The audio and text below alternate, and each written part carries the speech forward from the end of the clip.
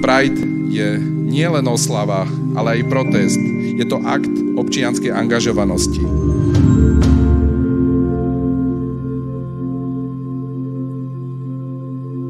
Dúha bola, je a bude neoddeliteľnou súčasťou tejto krajiny.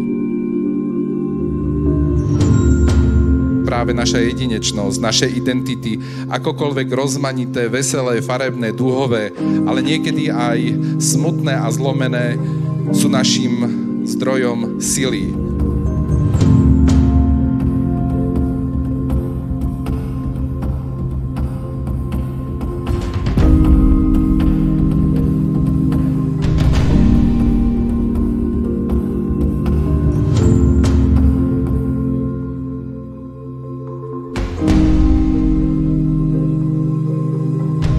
To, čo budeme robiť tieto roky, bude definovať to, na čo budeme hrdí a hrdé, lebo tento boj v konečnom dôsledku vyhráme.